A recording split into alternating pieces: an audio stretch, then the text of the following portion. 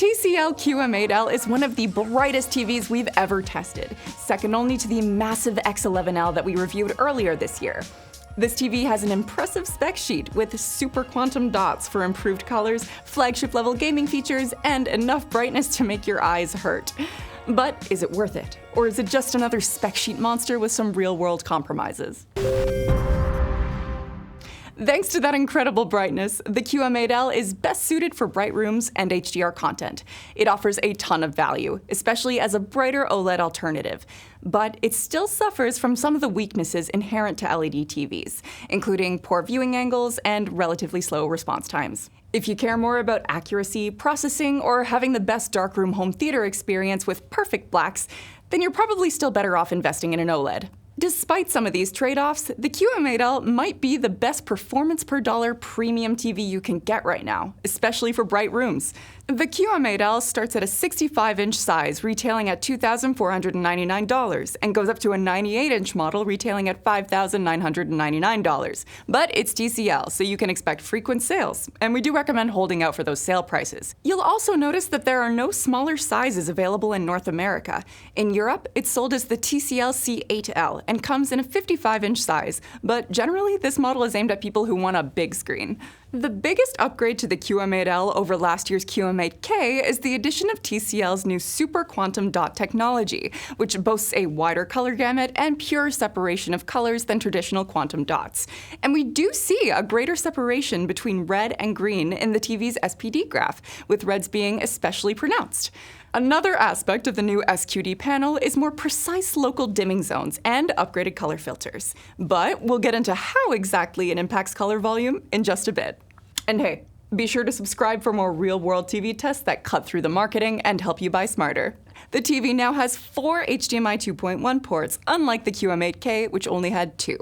Everything else here is very familiar, though, including a 144Hz max refresh rate, VRR, support for all major HDR formats, and speakers tuned by Bang & Olufsen. So, how does the QM8L perform? Well, brightness is hands down its killer feature, with incredibly high peaks in HDR. We measured almost 5,000 nits in a 2% window and over 4,000 nits in a 10% window, though its sweet spot seems to be a 5% window, where it managed to peak at over 6,000 nits. Sure enough, that's exactly what TCL advertises. But it's most important to look at real scene brightness to get a better idea of where it lands. With real content, you won't necessarily need to pull out your sunglasses, though it's still up there with some of the brightest TVs we've ever tested. Very bright specular highlights stand out well, and overall, it's more than bright enough to deliver an impactful HDR experience.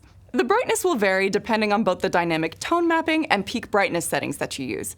You can compare real scene measurements for all those different options right here. In SDR, it's a similar story. We measured a peak of almost 5,000 nits in a 2% window and almost 4,000 in a 10% window, with remarkably high real scene brightness. The TV can brute force its way through even the brightest glare, making it a great option for daytime viewing. For darkroom viewing, contrast is excellent. The 65-inch model has 2,040 dimming zones, and the mini LED local dimming does a great job of improving contrast in dark scenes. The backlight control is extremely precise, so there's very little blooming around subtitles and other bright objects in dark scenes. The processor also does a great job with keeping up with fast-moving objects, so there's no noticeable halo trail as objects move around. You might notice some slight flickering here and there as fast-moving objects transition between zones, though. Overall, black levels are incredibly deep and uniform, making for an amazing viewing experience in a darkroom. Combined with the TV's high peak brightness, HDR content looks especially impactful here. However, there is one big caveat. The TV's punchy HDR image does come at the cost of accuracy. PQ EOTF Tracking, for example, is very off the mark, with most midtones and highlights displayed way too bright. We measured these EOTF results with peak brightness set to high.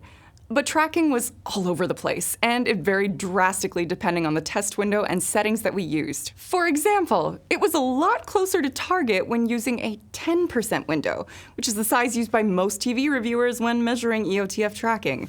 Is TCL gaming the review system? You decide. In any case, we measured significantly better tracking using our super secret window size when peak brightness was set to low. Very bright highlights are still overly bright, but everything else is much closer to target. That said, with peak brightness on low, you're also losing over 1,000 nits of brightness in smaller highlights compared to high. We also took additional measurements using real scenes to get a better idea of which setting to recommend, and the high setting aligned more closely with our reference targets for real content. For that reason, we recommend using high for a better overall HDR experience, but if you prioritize EOTF accuracy over brightness, you may still prefer to set it to low. That inconsistency carries over into color accuracy as well. In HDR, color accuracy out of the box is not good. Colors are all over the place, with noticeable color mapping and luminance errors across the spectrum. White balance is a bit better, but it still shows lots of errors in most shades of gray. The color temperature also runs cold, unlike in here. It's very hot. Please subscribe so we can get an air conditioner. Even after a full calibration, a lot of those errors persist. There's some slight improvement in colors, white balance, and color temperature, but the TV simply didn't calibrate well in HDR. We had a lot smoother sailing in SDR, on the other hand. The TV is highly accurate even before calibration, with only some minor inaccuracies with white balance and colors.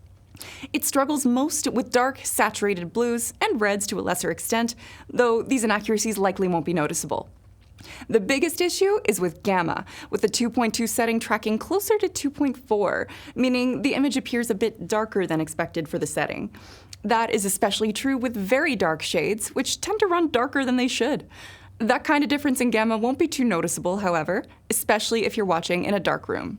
Once calibrated, the TV is close to perfect in SDR, with improvements in white balance, color, gamma, and color temperature. Now, one of the claimed benefits of TCL's Super Quantum Dot panel is better color volume. And there is a notable improvement in color volume over last year's QM8K, particularly in the wider BT 2020 color space. In SDR, there's a 10% increase in BT 2020 coverage, with particular improvement to brighter shades of green and red. Still, the BT 2020 space is less commonly used, and most people won't really notice a difference in practice here. Coverage of the more common DCI-P3 space is very similar to the QM8K, covering most of the color space. Ultimately, colors look super bright and vibrant, even in very light scenes. In HDR, color volume is also fantastic and shows some improvement over the QM8K. Overall, colors look incredibly vibrant, but it seems that the TV pushes brightness more aggressively than color intensity as luminance increases. You might notice that the white light output we measured is significantly brighter than the combined luminance of the red, green, and blue subpixels when displayed individually. In practical terms, that just means that colors tend to wash out a bit at higher luminance levels. You'll mostly notice this in exceptionally bright scenes, though. When using the low peak brightness setting, the colors look more balanced, with brighter colors maintaining better perceived saturation. Though, as we mentioned with EOTF tracking, switching to low comes at the cost of noticeably lower brightness output. Naturally, one of the big trade-offs of mini LED TVs is viewing angle, especially compared to OLEDs. The QM8L uses a supposedly upgraded 2.0 version of TCL's WHVA panel, which is meant to improve viewing angles over typical VA panels. Unfortunately, the QM8L still has mediocre viewing angles. Colors quickly wash out as you move off-center, with blue hues dropping off especially quick. The red tint you see here is a result of the TV's pronounced red peak interacting with our camera sensors, but it's not as noticeable in person. The TV also struggles a bit with reflections. Direct reflections are particularly visible, so you should avoid any placement directly across from windows or bright lights. Total reflected light is actually a bit worse than the QM8K2, with slightly more noticeable diffraction artifacts. Another area where the TV kind of falls short is motion handling. It has okay response times, but faster content will still be somewhat blurry. Pixel transitions are also inconsistent, and it's especially slow when coming out of a dark shade or transitioning into a very bright one. On top of that, there are some noticeable transition artifacts.